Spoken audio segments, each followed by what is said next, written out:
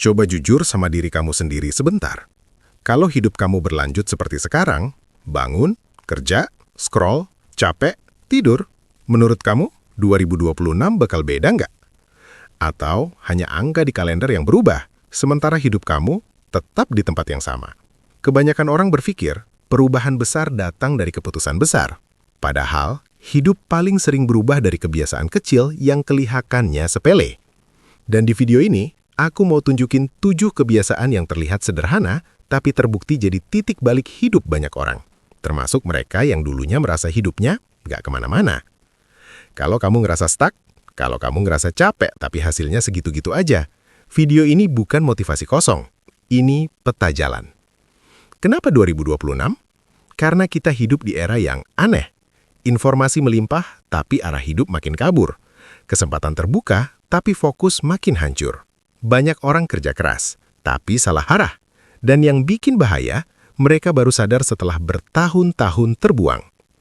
2026 itu bukan tentang keberuntungan, tapi tentang siapa yang mulai lebih awal hari ini.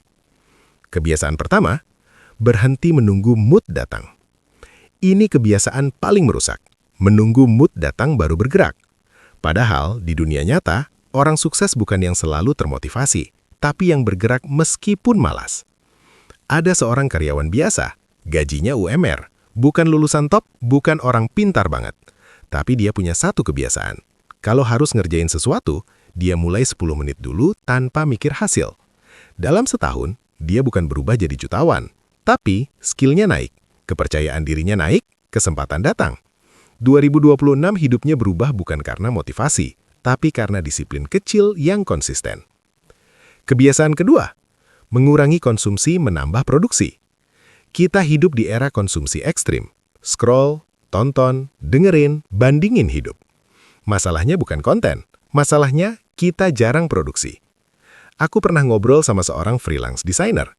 Dia bilang, hidup gue berubah waktu gue berhenti nonton tutorial nonstop dan mulai bikin karya jelek tiap hari. Produksi bikin otak kamu aktif, konsumsi bikin otak kamu pasif. Kalau kamu mau 2026 beda, tanya ke diri kamu. Hari ini, kamu menciptakan apa? Kebiasaan ketiga, mengatur lingkungan bukan cuma niat. Kebanyakan orang gagal bukan karena lemah, tapi karena lingkungannya melawan. HP di samping bantal, notifikasi nyala, lingkaran pertemanan toksik, rutinitas tanpa struktur. Analisa dunia nyata, penelitian perilaku menunjukkan manusia lebih sering dikontrol lingkungan daripada niatnya sendiri. Orang yang produktif itu bukan lebih kuat, tapi lebih pintar mengatur jebakan hidupnya.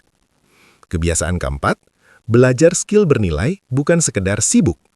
Sibuk itu belum tentu berkembang. Banyak orang kerja 10 jam sehari, tapi skillnya sama selama 5 tahun. Case study, ada 2 orang dengan jam kerja sama. Satu fokus kerja, satu fokus belajar skill yang bisa diuangkan. 5 tahun kemudian, hidup mereka beda jauh. 2026 akan berat buat orang yang sibuk, tapi ramah buat orang yang strategis. Kebiasaan kelima, mengelola energi bukan cuma waktu. Kamu bisa punya jadwal rapi, tapi kalau energi kamu kacau, semua runtuh. Tidur kurang, makan asal, scroll sampai otak capek. Analisa, orang sukses jarang nambah jam kerja, mereka nambah kualitas energi. Kalau kamu terus capek, itu bukan karena hidup kamu berat, tapi karena kamu nggak ngelola diri. Kebiasaan keenam, berani detoks dari hal yang merusak fokus. Kita jarang jujur. Banyak kebiasaan kita bukan hiburan, tapi pelarian. Challenge series, coba tantang diri kamu. 7 hari tanpa scroll berlebihan, 30 hari tanpa begadang nggak jelas, 24 jam dopamin detox. Bukan buat jadi suci, tapi buat ngerasain kembali hidup yang pelan dan sadar. Kebiasaan ketujuh, bergaul dengan ide bukan cuma orang. Lingkaran pertemanan itu penting, tapi yang lebih penting, lingkaran ide di kepala kamu. Apa yang kamu dengar tiap hari? Apa yang kamu baca? Apa yang kamu tonton? Orang yang hidupnya naik bukan selalu punya mentor mahal, tapi punya asupan pikiran yang tepat. Kalau kamu nonton video ini sampai sini, kemungkinan besar kamu sadar satu hal. Hidup kamu nggak rusak, kamu cuma butuh arah. 2026 bukan tahun ajaib, tapi bisa jadi titik balik kalau kamu mulai sekarang. Bukan dengan langkah besar, tapi dengan kebiasaan kecil yang kamu lakukan tiap hari.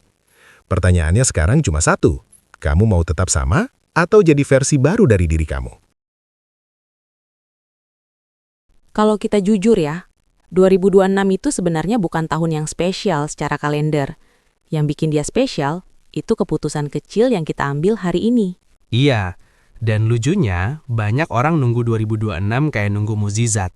Padahal hidup mereka dari 2023 ke 2024, 2024 ke 2025, polanya sama aja.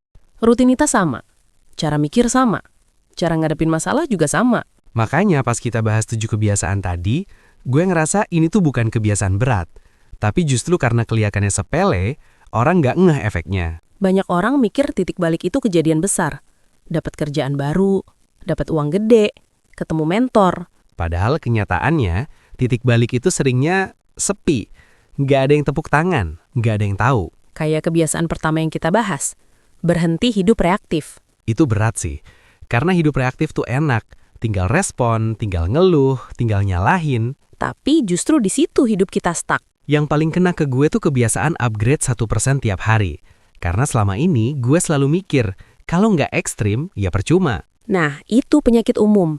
Kita kebanyakan nonton hasil akhir orang lain, tanpa lihat proses kecil yang mereka ulang bertahun-tahun. Dan pas kita bahas case study orang-orang yang hidupnya berubah pelan-pelan, gue baru sadar, mereka nggak nunggu mood. Mereka ngerjain walaupun males, walaupun ragu, walaupun belum yakin. Menurut lo, kenapa Gen Z banyak yang capek mental padahal masih muda? Karena tekanan zaman sekarang tuh absurd. Kita disuruh sukses cepat, tapi nggak diajarin caranya pelan. Scroll dikit, lihat orang umur 22 udah berhasil. Padahal kita nggak tahu utangnya, mentalnya, atau hidup aslinya. Makanya, kebiasaan kayak dopamine detox atau silence time yang kita bahas, itu bukan gaya hidup sok tenang. Itu survival skill sih. Gue suka bagian challenge series, karena jujur aja, hidup nggak berubah cuma nonton video. Iya, makanya 7 hari challenge itu penting. Atau 30 hari, biar orang ngerasain sendiri efeknya. Dan poin pentingnya, bukan soal sempurna, tapi konsisten. Lo bolong sehari, ya lanjut lagi. Bukan malah nyerah total. Kalau kita jujur ke diri sendiri, 2026 bisa aja jadi tahun paling berat.